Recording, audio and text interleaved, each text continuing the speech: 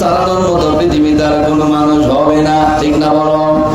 আল্লাহ রাব্বুল আলামিন তাই বলছে, মুমিনরে জান্নাতের ময়দান পেলে, জান্নাতের প্যান্ডেল পাইলে অবশ্যই তোমরা ছুটে ছুটে দৌড়ে দৌড়ে তোমাদের আসতে হবে এখানে। কারণ এই জান্নাতের ময়দান থেকে কোটি কোটি রহমতের ফেরেশতাগণ আসমান থেকে লক্ষ লক্ষ ফেরেশতাগণ এই জায়গায় নেমে এসেছে। একজন দুইজন নয়, হাদিসের মধ্যে এসেছে এত পরিমাণ রহমতের ফেরেশতা নাযিল হয়ে যায় এই এলাকার মধ্যে, ফাদরার মধ্যে আর জায়গা নাই যার জন্য একজনের কাঁধের উপর আরেকজন ভর করে দাঁড়াইতে দাঁড়াইতে দাঁড়াইতে আসমান পর্যন্ত পেয়ে যায়। আল্লাহু আকবার, আল্লাহু আকবার। আসমান পর্যন্ত পেয়ে যায় আর রহমতগুলো ভাগীদার হয়ে খুশি হয়, আনন্দ হয়। আনন্দ হওয়ার কারণে তাদের প্রশংসা তারিফ যখন পঞ্চমুখ হয়ে যায়, আসমানের মালিক তখন ডাক দিয়ে বলে, রে ফেরেশতারা, এত আনন্দ তোমাদের কিসে? আল্লাহু আকবার।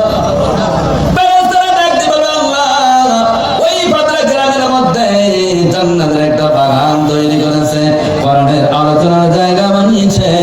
ওই জায়গায় তুমি রহমত করে এমন ভাবে নাযিল করেছো যার জন্য এই রহমত থেকে আর আমরা দূরে সরতে পারি নাই।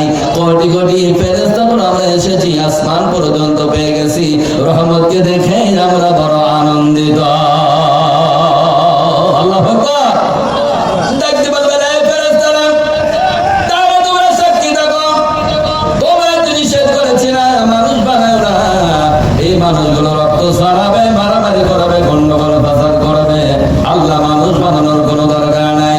আজ কেমন লাগতেছে?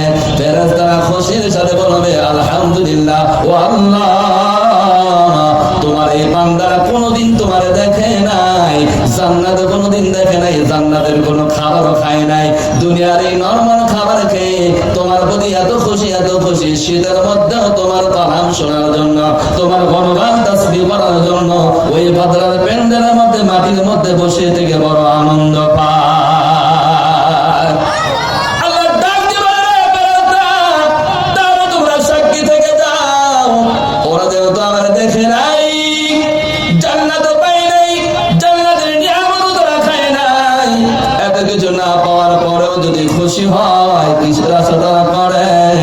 তারা ডাক দিয়ে বলে, আল্লাহ রাব্বুল আলামিন, একমাত্র তাদের আশা হলো তোমার জান্নাত পাওয়া, জান্নাত পাওয়া। আমার আল্লাহ তাআলা বলেন, তাহলে তোমরা সাক্ষী থেকে যাও।